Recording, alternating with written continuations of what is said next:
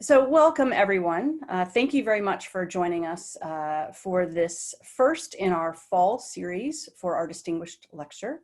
I'm Anna Siefken. I'm the Executive Director for the Scott Institute for Energy Innovation at Carnegie Mellon University.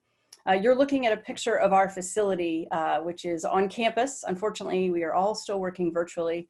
And a quick note to just continue to thank all of our frontline workers, including those at utilities that are keeping the lights on so that we can continue these kinds of conversations.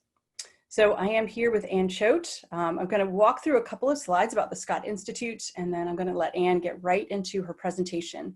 We are recording this session, so if you have to step out or if you want to share it with someone later, we will certainly allow that to happen.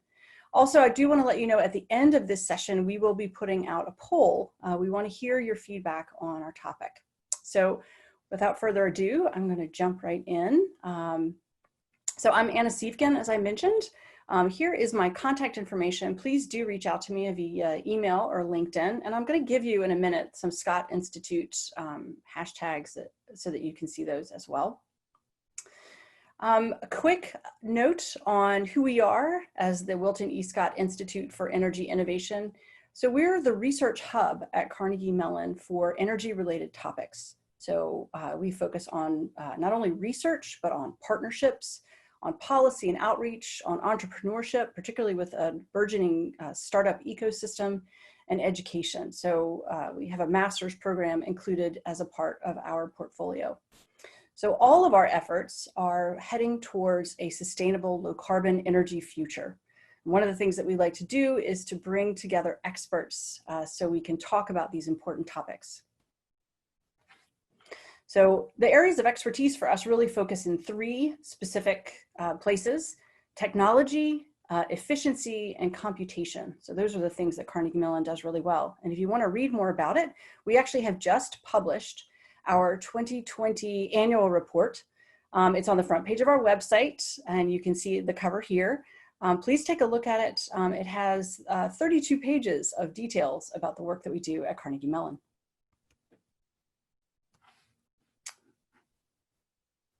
And my slides are slow. So this distinguished lecture series, we've done it in person every year since we started the Institute in 2012. Our hope is to bring together esteemed expert partners like Ann Choate from ICF to specifically address some of the most pressing topics associated with our mission. So we have other distinguished lectures that are coming up this fall, and this is our partial schedule of what's coming up. You can find our full schedule on our website, cmu.edu/energy. Our distinguished lectures, we have 4 this semester. We have Patrick Fragman from Westinghouse, we have Denise Gray from LG Chem, and we have Rita Baranwal from the US Department of Energy. She's the Assistant Secretary for Nuclear Energy. And we have 2 webinars, which are our panel discussions, one on October 29th and one on November 12th, looking at technologies around nuclear and solar. If you have an idea for a topic, please get in touch with us. And Daniela Grieman, special shout out to her for helping put this series together. Here is her email address. You can reach out to her directly. I do want to make mention of an important deadline for one of our partners. So we're a part of the American-Made Solar Prize as a power connector, and they have an upcoming deadline for new innovations around solar. So if you're interested and have a startup or an idea for a startup, this is an incredible way to sort of get involved in a national ecosystem, and they're actively soliciting new ideas. The deadline is coming up on October the 8th. And with that, I am going to, first I want to let you know, these are all the ways that you can get in touch with us. There are a couple of more, but these are primary ways. I do want to point you to our website as well as to an email address where a lot of people can just put information, things particularly if you want to promote them through us. And finally, a special thank you to ICF, near and dear to my heart. I want to welcome our guest speaker today, Ann Choate. Now I'm going to do a little PowerPoint shifting as I introduce Ann, but I'm going to first go through her bio.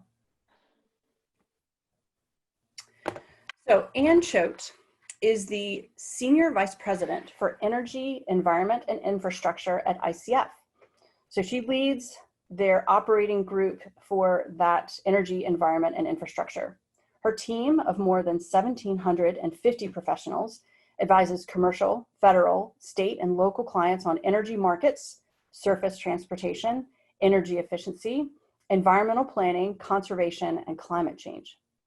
She brings 25 years of experience and expertise working at the intersection of clean energy, climate change, energy, and transportation. She's built and utilized state-of-the-art models to track life cycle emissions, model carbon in soils, and conduct indicator-based risk assessments. She has supported decarbonization planning and carbon target setting activities at the federal level in nearly all 50 states. She's led resiliency efforts for multiple cities and investor-owned utilities. She's advised dozens of national parks, national estuary programs, transit agencies, and state departments of transportation.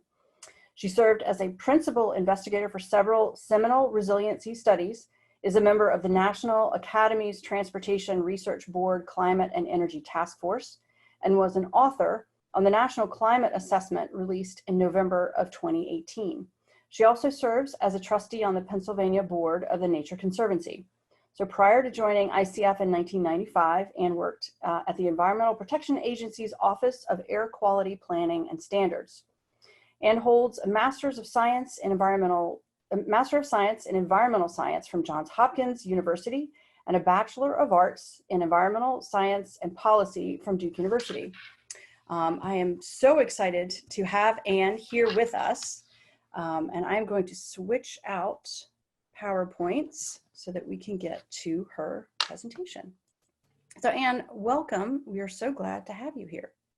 Thank you. Yeah, thank you for introducing me and and for inviting me to do this. I think this is, I know this is a little bit weird. I would have loved to be in person on campus at Carnegie Mellon. Anna has asked me to do this for a little while, and I said, yes, I'll be in Pittsburgh for that. And of course, here I am, and I'm in Philadelphia, actually.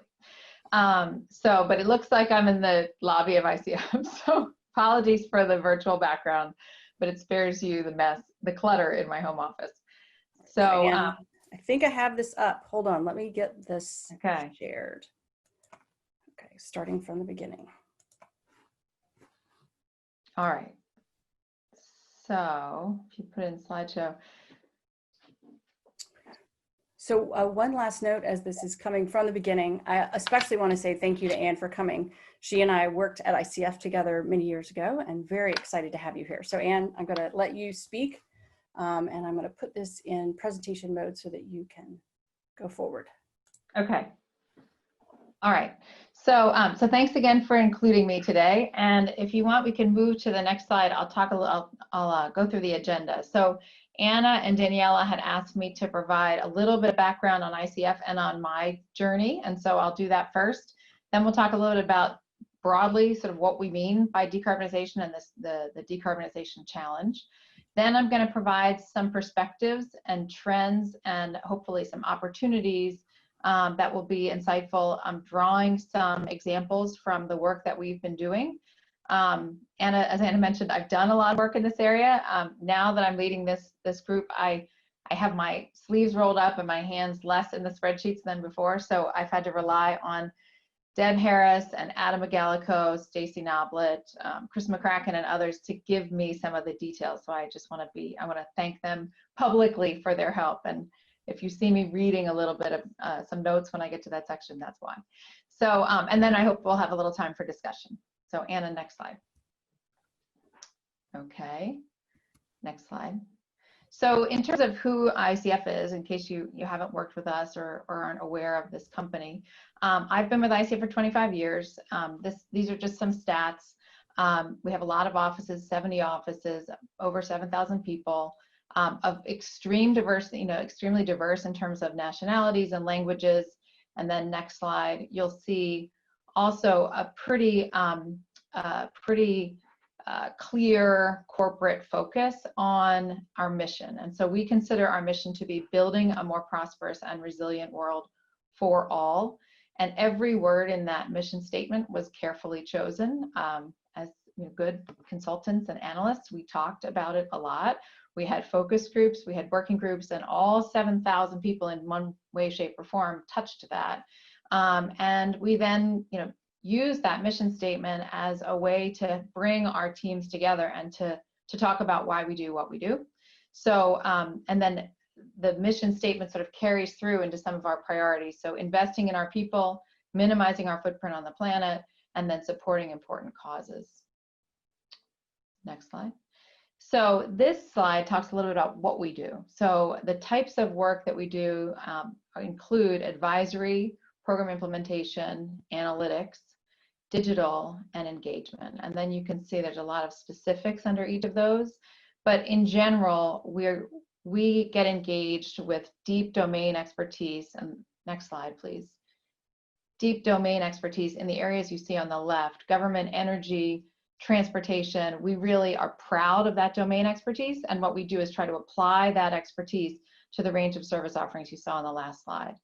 And then we work for a wide range of clients, so Fortune 100 companies, leading consumer brands, federal agencies, state and local government agencies, and then various airports and others. Next slide. So then this gets into sort of how my history and ICF's history align. So I joined, as I mentioned, I joined ICF 25 years ago after briefly working at the US EPA, which happened to be located in Durham. I went to Duke. And so after working there, I went to work at ICF, and I wanted to work on climate change. The reason I had left EPA was because the area where I was working seemed like it was going to lead me down a narrow path. So I was maybe going to become someone who thought about mercury in fish exclusively, or thought about urban air toxics in mountainous regions exclusively. And I felt like climate change was this topic that no one seemed to be able to figure out. There seemed to be a lot to learn, seemed like a lot of opportunity, and maybe I could really keep learning after I left school. And so it turns out that was true. There was a lot to do. We have not done it. And so there were endless amounts of, research and analysis that were, required. And so I got to ICF. You see that array of books. Those are the U.S. greenhouse gas inventory. ICF's been preparing the U.S. greenhouse gas inventory, which is the official United States submission to the United Nations Framework Convention on Climate Change. We've been preparing that inventory since I think the first year that it was created, I think around 1992, and I joined in 95. So contributed to that, the inventory, which is really important because that was basically trying to understand what's the baseline, what are the greenhouse gas emissions across all of these sources and sectors. How do we best calculate them? How do we communicate them? How do we track them over time? How do we consider what the trends in those emission sources might be, which actually will come up later. But what was interesting about my path at ICF was that I worked on the national inventory, and then I got an opportunity to work with states. So for example, California and Hawaii. I led some of those projects where in California in particular, they were going to enact AB 32, and so which was one of the first state requirements to reduce greenhouse gas emissions. And so the goal there was to do the inventory and understand the emissions in a more comprehensive way than the state had done prior. But then it was to develop these marginal abatement cost curves where you could look at what your range of opportunities would be to reduce greenhouse gas emissions, and then at what cost, so you could figure out which levers you wanted to pull to stay under a certain economic threshold. So that's very important work. Similarly, in Hawaii, we worked with the Department of Business, Economic Development and Tourism, same kind of project. The hard hat is where I was traipsing through landfills trying to understand methane gas. And then you can kind of see how that moves in and around the time my kids were born, actually, about 2006. I started doing a lot of work where I had been doing greenhouse gas mitigation and climate work in the area of reducing emissions. And that's when I started to think a little bit more about what the impacts of climate were and how we might need to understand those impacts to develop return on investment for mitigation strategies. So in order to invest in reducing carbon, you need to understand why you're doing this. And so there was a lot more focus all of a sudden on what are the impacts of climate change, how do we monetize, and how do we consider when those impacts are going to be felt on various critical infrastructure systems like transportation agencies. So you see the federal highways swirl in the icon. You see the rain, the rainstorm. there's a lot of work that we started to do with transportation agencies, but then we moved into working a lot with utilities to focus on utility-related risks from climate-related events or extreme weather events like wildfires and mudslides. ICF went public, that's the picture at the bottom, and then contributed to the National Climate Assessment. And then during this year, obviously there's been a tremendous focus, particularly as I've been leading this group that works a lot with utilities in the energy sector, how we can basically help our clients respond to COVID-19 and how COVID-19 has impacted utility customers, has impacted states and local governments and others. So along the bottom is sort of my personal path. I helped to start the lacrosse team at Duke. They didn't have a lacrosse team when I got there. I moved to DC, got married, went to Johns Hopkins for graduate school, had some hobbies, took Amtrak a lot. And then I think that there might be one animation in here, Anna. I think, oh, this weekend we get a dog. So, and it'll look something like that, we'll see. It might break me, but that's the plan. Okay, so next slide. Okay, so then in terms of decarbonization, next slide, we thought it might be interesting to ask the folks who are on the phone to comment on what decarbonization means to you. So, decarbonization is a long word. It gets used a lot, and I think we were going to try, Anna, to use the chat box. And so if folks want to enter in the chat box, I need to figure out how to bring up the chat box so I can see what they say. Is that in the Q&A? No. Yeah, so in the chat window, you should be able to see, and if you all start writing in the chat window, I can see it, and I'll start to tell you what they say if you can't see it. Helping all industries achieve net zero emissions, a new lifestyle, switching to carbonless energy, zero emission, reducing carbon emissions overall, electrification, reducing emission intensity. So reducing carbon dioxide emissions and recapturing and storing it. Move away from fossil fuels in transportation and electricity generation, achieving net zero anthropogenic greenhouse gas emissions, a clean future, removing fossil fuels from the generation fleet. Okay, perfect. Yeah, so I think we're even thinking of this in the context of word cloud, because some folks think about decarbonization and they think just about the power sector, or they think just about electrification, or they think about the Green New Deal, or they think about carbon pathways. And I think what we thought would be interesting is just to sort of see, actually, one of the questions here, curious if it applies to carbon dioxide or greenhouse gases. We'll talk about that in a minute.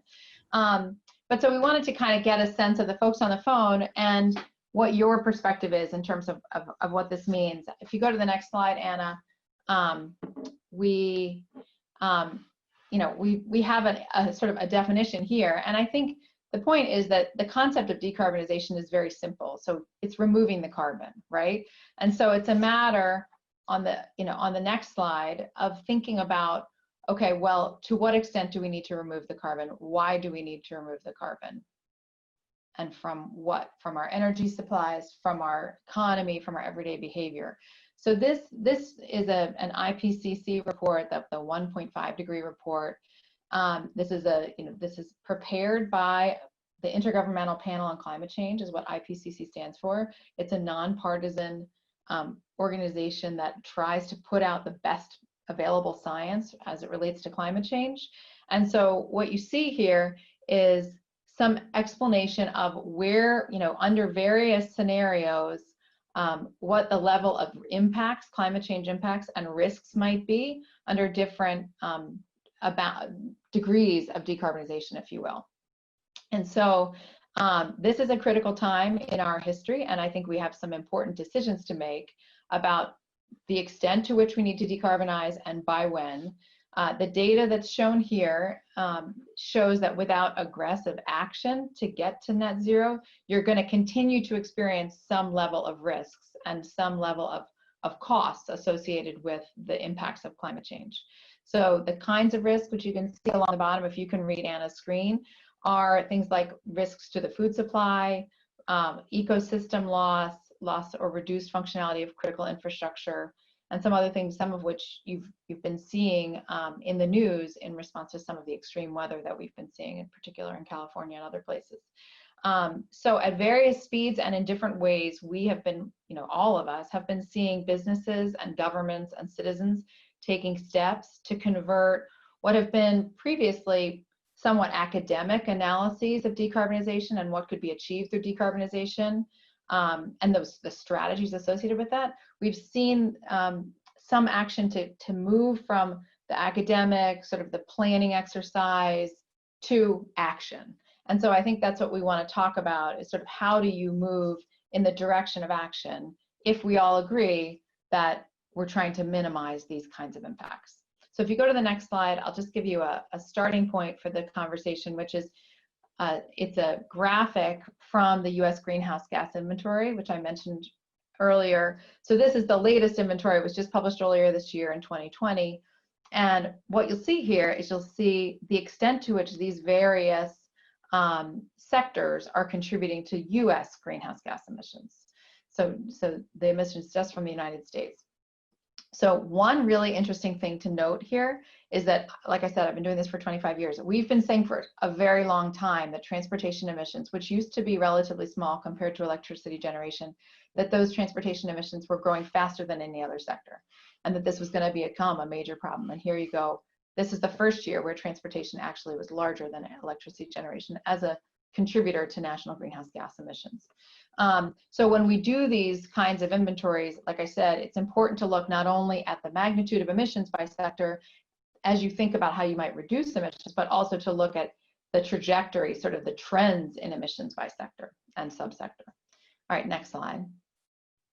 Someone on the chat had asked, are we talking about carbon, or are we talking about all greenhouse gas emissions? And we are talking about all greenhouse gas emissions, which are converted using global warming potentials. They're converted to units of carbon emissions. So we talk about CO2, carbon dioxide equivalents, or carbon equivalents. And the reason is because you want to be able to compare those gases on a common footing.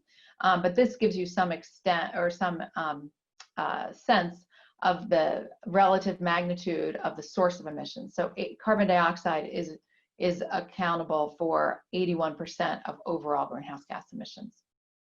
And then you can see the others as well. So when we talk about decarbonization, we're talking about more than just the amount of carbon dioxide that's emitted. We're talking about ways to reduce emissions across the full suite of greenhouse gases and across various sectors. Next slide. Okay, so then getting more deeply into this question of what is decarbonization. So taking the concept, of decarbonization planning and using that to form a basis for action and implementation requires that you think about all of these things, which seems like a lot, but it is a lot. So, it is about energy systems and how we use energy. It's a balancing act, actually, to reduce the carbon content of the energy supply and to transform the way that we use energy in order to achieve the greenhouse gas reduction targets.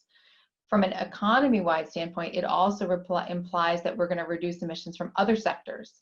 So whether it's land use, waste management, agricultural, transportation, industrial processes, and others.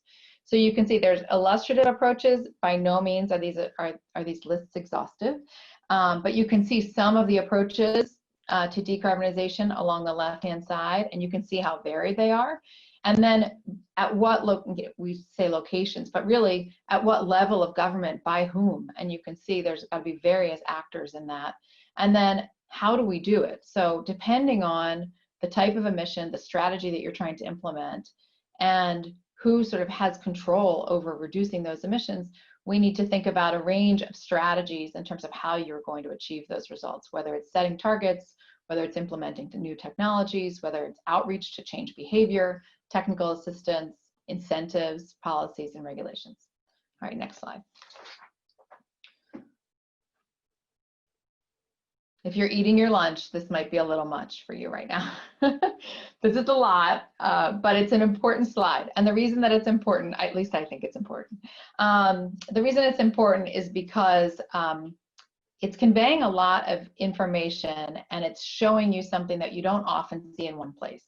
So what we're trying to do here is crosswalk 5 key stakeholder groups, or sort of actors, so states, local governments, electric utilities, utility regulators, and then commercial businesses, non-utility. So commercial non-utility is what we mean by that businesses column.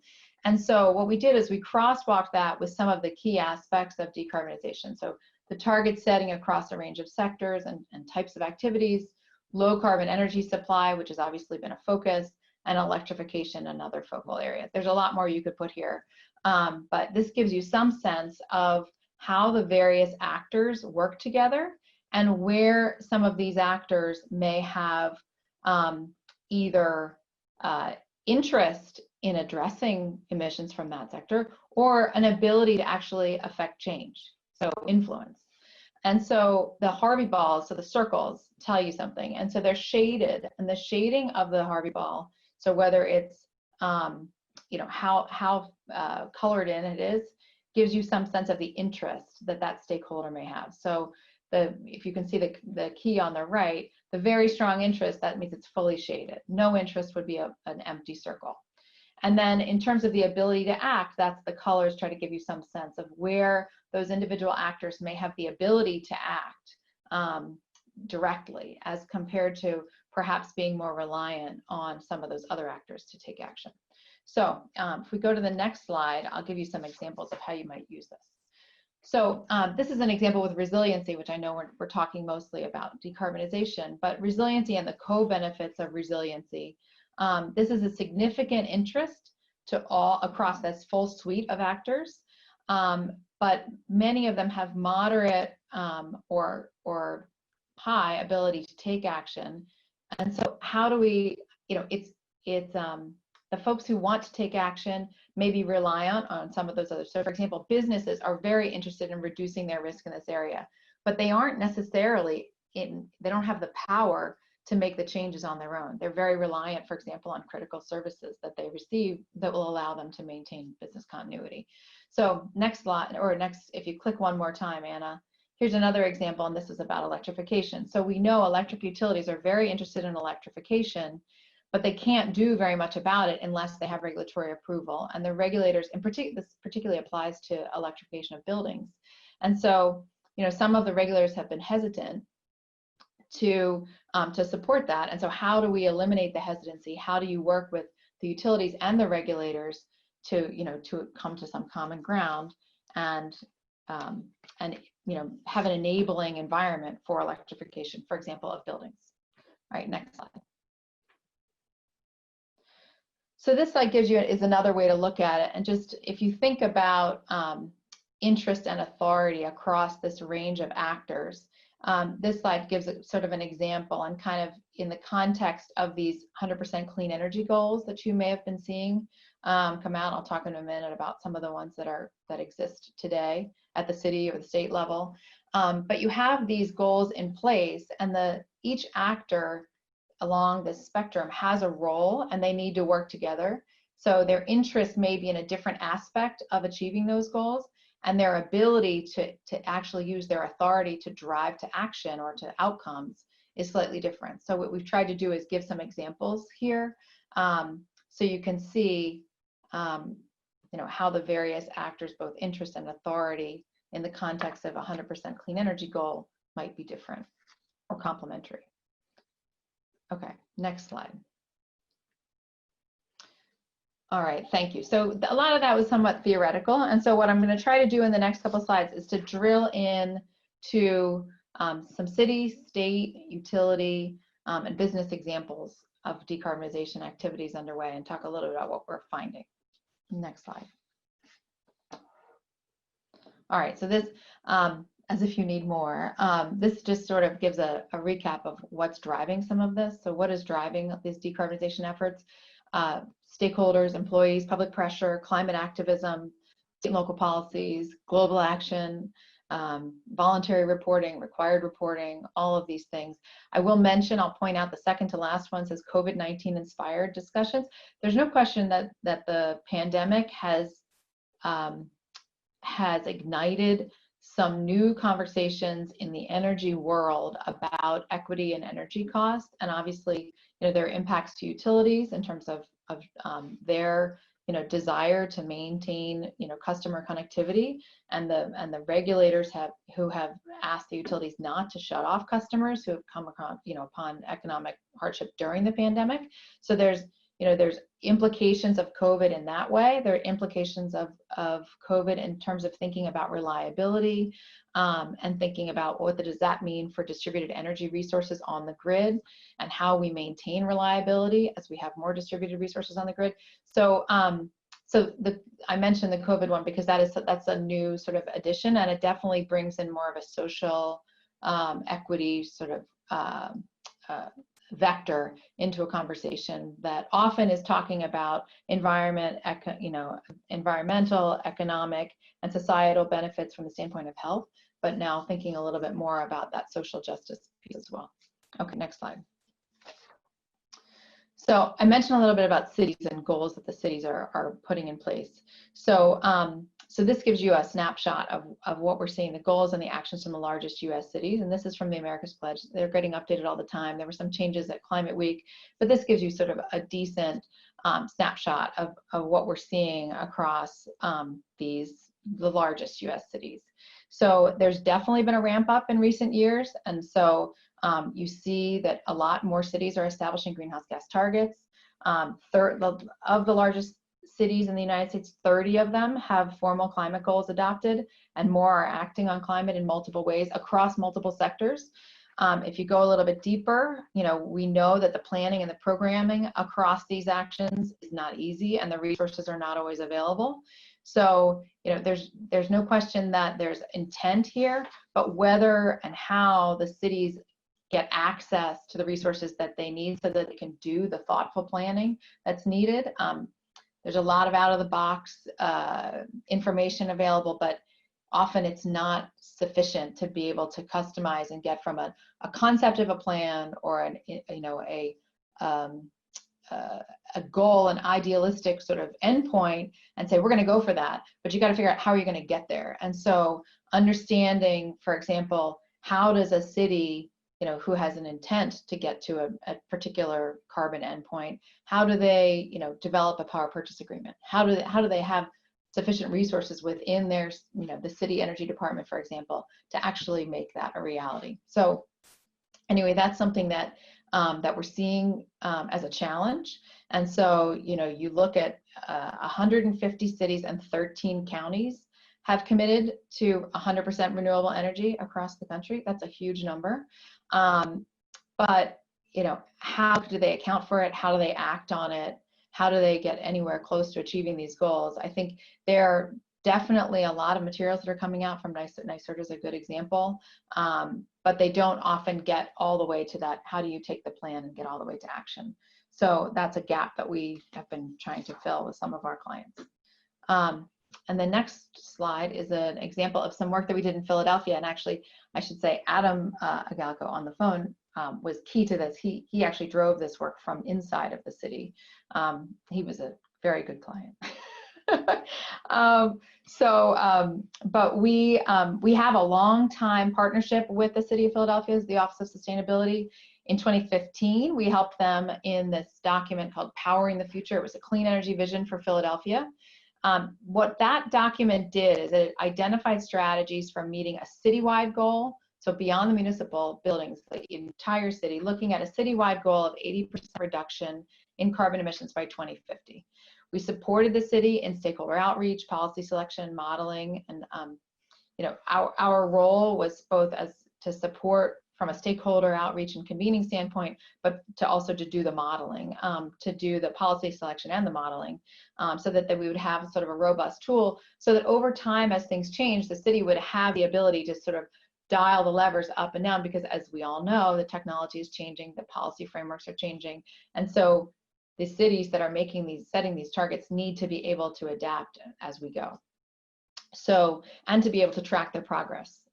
And then the second document, the one on the right, talks a little bit about the municipal energy plan. And that's where we focused on implementation within the city's own buildings. And this is partly about leading by example. It's partly about where they have, back to the control and interest section, it's partly about what they can control.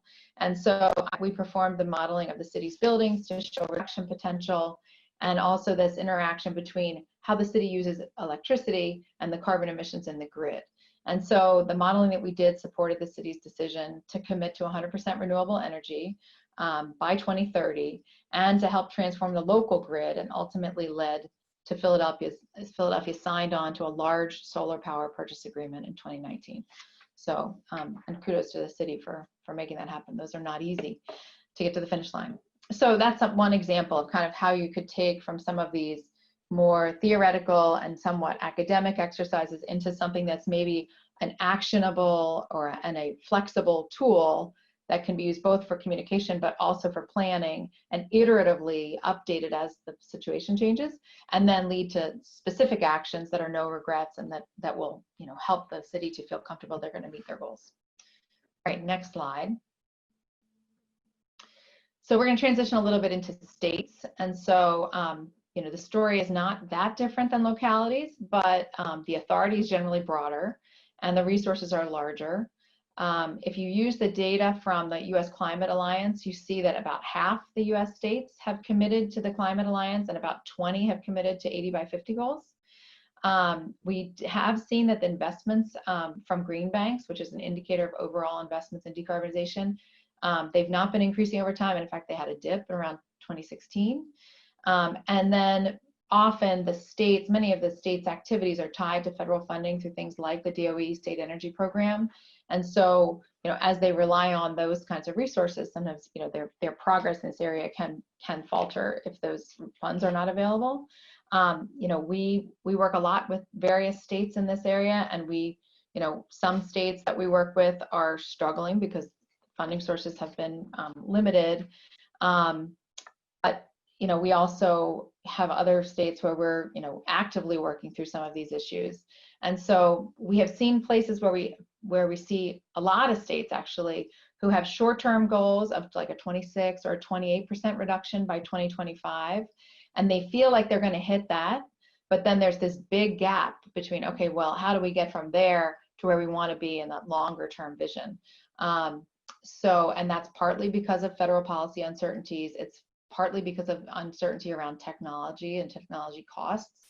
It's partly about, you know, an uncertainty around consumer behavior. So, so we're seeing it as we do this target setting and planning for these states. And, you know, I think that helping states to think about how they're going to close that gap seems to be one of the most important things. So you can set the targets, but that's really the first step. So then how do you then build the case and build a flexible set of pathways that can get you to your end goal, acknowledging where you have uncertainty, especially uncertainty that's outside of your control. So, all right, next slide. Okay, this gives you some sense of the states around the country that are pursuing 100% clean energy, so 100% clean grid. But the majority of states are going to wait for a federal push or see how these sort of what you might call state experiments play out. You know, these are large investments, and there's a lot of interaction between this and changes in how the grid is being used and how distributed energy resources are coming onto the grid. It's important that you think about these goals, and when you do the modeling around these areas, is that we think about how this relates to electrification, energy efficiency, and sort of planning for this world where you have a transitioned grid. So, you know, the load forecasts and future peaks are changing. They're not going to look like what they, you know, we can't plan for what we've seen. We actually have to plan for something very different. And so, so again, this is an opportunity, you know, to basically take a plan, but then build in some flexibility, test out some scenarios, because the changes that are happening are really going to have a lot of an impact on what a state should do to try to achieve their goal. So I think the next slide actually talks a little bit about Pennsylvania. We try to give a bunch of local examples for those of you who are either in Pittsburgh or meant to be in Pittsburgh this semester. And so here's an example for Pennsylvania DEP. where in 2017 we worked with the DEP to come up with a 2018 climate action plan. That's the first time the DEP had asked an outside firm to really come in and do as comprehensive and as analytic a review of greenhouse gas emission reduction opportunities. That's also the first time that the state looked at both the mitigation side and the adaptation, or the opportunities to reduce vulnerabilities to climate at the same time. So we did that work, and the plan had a very strong focus on clean energy and cost effectiveness, which is required by Act 70 in Pennsylvania. And so we worked really closely with the DEP to integrate the planning aspects, again, for both mitigation and adaptation. And the outcome of that was working with the DEP and with the governor's office, which ultimately led to the governor signing this statewide greenhouse gas reduction goal for 26% by 2025 and 80% by 2050. I'm sure if you're following the news, this has been a topic of a lot of conversation in Pennsylvania. We're currently working with the DEP to update the climate action plan and the impacts assessment for 2021. The work is just starting now, but the Commonwealth is going to move forward by showing pathways to meet the 80% goal, again with a focus on cost effectiveness, and it'll also focus more on some of those co-benefits, so things like air quality, health, and equity. And again, the equity is a principle that has always been there, but I think it's been the focus has been increased recently. And it'll also, this version of that climate action plan is going to link more closely the climate impacts assessment to the mitigation pathways.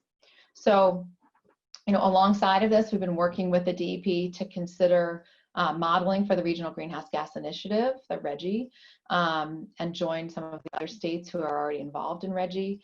We're also focused on some modeling related to energy assurance, very important, and for liquid fuels, actually, and which we're now working with DEP on, as we speak. So anyway, those are some of the activities that are going on there. And I think what it highlights is that the importance of bringing an objectivity and a multi-sectoral lens to this kind of work is really important, because if we bring the unbiased analytics, and you bring, a lens that basically says we're open to, reducing emissions across a range of sectors, we're trying to achieve these end goals, and we're looking at the impacts, not just the impacts from a carbon standpoint, not just the impacts from an economic or a job standpoint, but we're looking at that full suite of impacts, and we're playing out these pathway scenarios in a way that that policymakers can weigh the various options. That's where I think we can get to some action. Okay, next slide. All right, so then on to utilities. Utilities have their own set of challenges when it comes to thinking about decarbonization. So obviously the utility service territories cross states. So they've got to deal with the fact that they've got city targets, they've got state targets, the state targets don't match. And so the goals in one policy, or one region, and the policies in one region don't necessarily match the policies and the goals in another region. And then that makes it complicated for the strategic planning by the utilities. So utilities spanning 65% of the customer account base have set emission reduction goals, and many of them are carbon-free or net zero. Many of them are driven by the utility, so they may not have the teeth that if they were driven by the regulators. But the number continues to grow, particularly with additional announcements last week at Climate Week. So there are obviously these cross-jurisdictional issues create some challenges. We try to support utilities in planning for these goals from a utility angle, and then thinking about what that means in terms of investment decisions and how that would impact utility customers, because obviously there's a trade-off here. If there's investment that needs to be made, then the regulators have to think about whether that investment is valuable to the customer. And especially now, especially post-COVID, I think that the case is, the bar for that case is going to be pretty high. So maybe I'll move into the next slide, which gets a little bit into, how the grid itself that the utilities rely on is transforming. And so as we talk about moving these states to 100%, and we talk about how the utilities themselves are trying to evolve, you think about the mix as it is. On the left-hand side, you can see the nuclear generation. And you can see that map is probably not, you're not going to see a whole lot of probably not new nuclear resources. So then on the right-hand side, you have the renewable resources. And in order to get to clean energy, to some of these targets, you'd have to see a lot of activity on that right-hand map. So that's just, I think, an important thing to keep an eye on. Sorry, Anna's telling me I better hurry it up. So I'll keep going. The next slide talks a little bit about Washington Gas, and we mentioned Washington Gas because, let me see, I've lost the slide. Okay, there. So Washington Gas is an interesting example because obviously for gas utilities, in some places where we have these decarbonization targets, it can feel like an existential threat to the gas utility itself. And so working through this challenge with Washington Gas is really important because we were hired to conduct an objective analysis of these alternative pathways to reduce natural gas emissions in support of, DC has a goal, a 50% by 2032 goal, and carbon neutral by 2050. So the main output of the study was this climate business plan, which basically you can see one of the takeaways on the right-hand side, which illustrated the costs, the effectiveness, and the impacts of multiple scenarios. And what we did was we looked at affordability, reliability, resilience, and equity. All of these are essential elements of the district's plan. And so what the CBP, or the climate business plan, showed us is how and why the public interest is best served by this energy portfolio that retains the benefits of natural gas and its infrastructure. We found that was the most affordable approach for the customers and the constituents. It maintains the use of the energy system with unmatched reliability. It provided energy and storage, which are both critical elements for decarbonization, and it supported the district's goals. So, I think it was important for our team to work with this client and to find this variety of cost-effective emission reduction measures, to look at forced electrification of the space and where it was and was not cost-effective, and look at wide-scale electrification and where it was needed in terms of supporting growth in the power generation system. So I'll keep moving, because the next one is Duquesne Light, I think. So this is just another example with a utility where you have electrification, obviously, as a really important part of the decarbonization picture. And so here we had an opportunity to help Duquesne Light think about overcoming some of the barriers to electrification. So we helped them in standing up and implementing an incentive program, because that's one of the big questions, is what's the right level of incentives to change behavior for level 2 charging stations, and that they were intended for public use. They were already leading by example with EVs in their own fleet, but we helped them to sort of to go out beyond that. And then the Duquesne Light then received commission approval for a pilot program in 2018 and formally launched a program in 2019, which continued through 2019. And so what they found was that the customers leveraged the rebates to install 49 port stations, so 98 charging ports, at 9 customer sites. And we learned the importance of education, outreach, technical assistance. And it's been a really important and I think a successful pilot in helping them to stay on the front edge of this. So, next slide. With so many examples. Okay, and this just gives you a snapshot of what businesses are doing in this area. So you can see the activity is all over the place. You've got a lot of businesses that are participating in different ways, and one of the examples we gave you here, next slide, is what we ourselves are doing, because we figure if we're going to talk about this, we should do it ourselves. Obviously, as a service company, we have a very different footprint, and a different type of commitment is required. But if you keep moving, just in the interest of time, I'll make the point, which is basically that I think what's important, and all these examples, and we could give you a lot more, all of these examples show a few things. So decarbonization policies and programs can provide broader benefits, period. So as long as those benefits, those broader benefits, are considered through the entire planning and execution process, it's an important part of the communication. It's an important part of bringing on stakeholders who are going to be important to actually achieving the goals that you've set out. The line between decarbonization programs can be clearly drawn to other benefits like air quality, reduced cases of asthma, et cetera. And it's becoming more and more important to think about how these programs are being equitably applied. So we're seeing more and more about that. And if you go to the next slide, you'll see a study we just completed for the American Lung Association. And so there, what we did was we were asked to look at what would an ambitious transition to electric vehicles, what would that case look like from a health standpoint?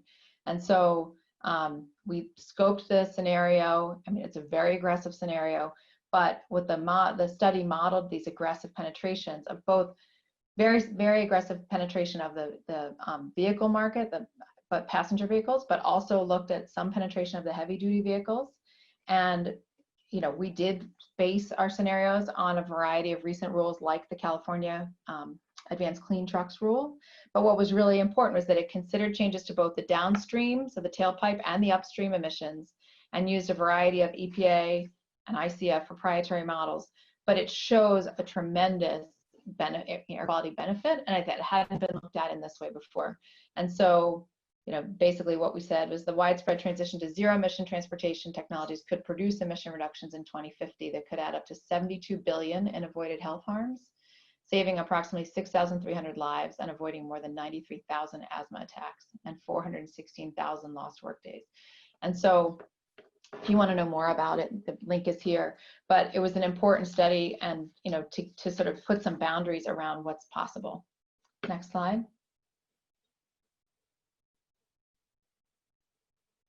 Okay, so in summary, there is no perfect pathway.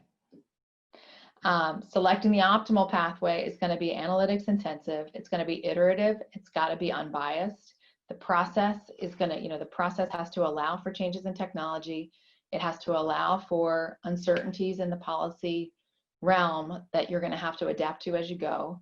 Flexibility for that reason is needed, and all the actors are going to have to play a role if you're going to get to your desired outcome. These projects, we are proud because we feel like these projects are helping to move the needle and helping to demonstrate pathways towards a low carbon future, which I know is one of the goals of the Scott Institute. So with that, I better stop, or I think Anna's going to turn me off.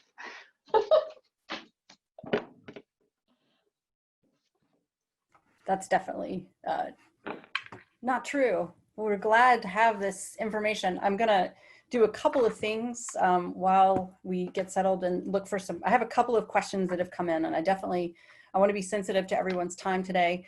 I'm going to do two things right now. The first thing I'm going to do is actually launch a poll, because I want to make sure that we capture some feedback from everyone. I'll give you a couple of minutes to do that. But while that's happening, Anne, I'd like to ask you a couple of questions. So okay. We've had some questions coming in from the audience, as well as a couple of questions that came in advance. So the questions that came in, one person asked, and this is Ian Wilkinson, he asked, will the excessive demand for lithium battery production and limited resources delay the uptake of electric vehicles? So yeah, so the increasing demand for EVs, even more with this announcement, the recent announcement in California, is likely to drive tremendous innovation in lithium mining methods, in battery recycling, and in alternative sources. So I think there's already a lot of research and development happening in these areas to come up with long-term solutions. Our team believes that the uptake of EVs is still being delayed by other factors that can be addressed today.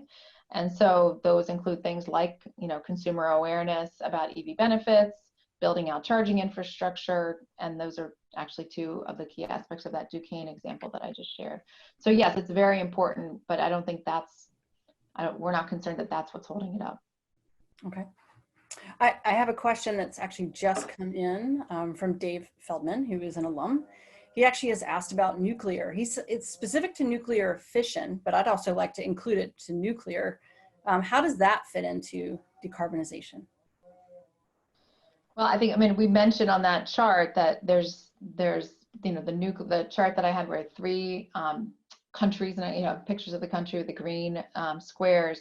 I think we've generally been relying on, in our work, we generally rely on the clients to give their, put their input into those assumptions about what they think is going to happen in their state or in their, city, but in their state as relates to nuclear. So, so I'm hesitant to comment on the future of nuclear, but I certainly don't see it filling that big gap that we see in the time that it would be needed. In terms of okay, another question. And by the way, we have 66% of you who've answered the poll, so please continue to answer the poll. Another question that came in from Gabriella Fierro, who's an energy analyst at Baylor. She said, how do we transform our energy grid to transition from traditional fuels to clean energy optimized? So that's one of the biggest challenges that we have to address, because the changes are required. Again, this is like right up my alley. So the changes are required at all levels of the grid, right? So at the level of the generator or the power plant, we need to transition from fossil fuels to renewables, which requires determining the right technologies, obviously, and identifying where the resources are sufficient to site them. It may also mean closing a lot of large existing fossil facilities, which has implications for jobs and local economies, or converting them to burn alternative fuels like renewable natural gas or hydrogen, or even converting them to capture carbon. And then you also have to think about the electricity transmission system, which would need to be expanded to bring those new resources to market, potentially over much longer distances than they're currently designed to do. The gas pipeline network would need to be modified, might need to be modified to transport, alternative fuels instead of or in combination with natural gas. The energy markets would need to adapt to sufficiently support the development and the delivery and the long-term operation of the clean energy, while also making sure to maintain the reliability, both of electricity and or fuel delivery. And then the markets would also have to address different policy approaches in neighboring regions or states. And at the distribution level, you'd need new infrastructure to meet the higher electricity demands. New types of controls and price regimens and price regimes would have to be established to manage and support that infrastructure. And then it might mean different business models, obviously, for utilities. And at the end user level, you'd need instruments to, for energy efficiency and potential electrification to shift the burden from the fossil fuels, natural gas heating, for example, to clean electricity. So communication would have to improve with the utilities, between the customer and the utility, to facilitate management of those changing demands and distributed generation, and this whole sort of this feedback loop that's not currently part of the way that we as customers work with our utilities. But that's a great question, and that is the sticky. That is it. So we are definitely at the end of time, but I want to get one more question in because it came in from a graduating student, and I know that ICF hires. So what are some ways that this person here, Joshi, can enter the decarbonization space? Because it looks like a lot of the roles require years of experience. And so that would be a good sort of final question as we send off for today. Well, there are a lot of entry-level roles that relate to this. To be honest, I graduated. I was pre-med at Duke. I thought I was going to go a definitely different route, and had a science background. But very quickly, a lot of the work I was doing here was more sort of engineering and Excel modeling based. And so a lot of what I learned on the job unexpectedly, not as an engineer. And I think others have come into this space and they're extremely good writers. Communicating and figuring out ways to communicate some of this information to lay audiences is super important. So looking for entry-level jobs that maybe don't say decarbonization, maybe they don't say climate change, but they're along the lines of energy policy, energy planning, strategic planning, probably would give you some, touch points. Same with transportation and transportation electrification. So I think that there's communication aspects, there are research aspects, there are modeling aspects of all types, and then there's a whole lot of science and communication skills, just sort of verbal communication skills involved. Perfect. So Anne, thank you so much for spending this time with us. I know that you and I are actually going to jet off and talk to a couple of students for a few minutes before you go back to the incredibly important job that you do. So thank you so much for spending this time with us today. And I know that there are a lot of questions that are still coming in. Thank you for all of these questions and for participating in the poll. We look forward to seeing you again in the future. And thank you for your time this morning. Thank you guys. Appreciate it. Thank you so much. Next time I'll come in person.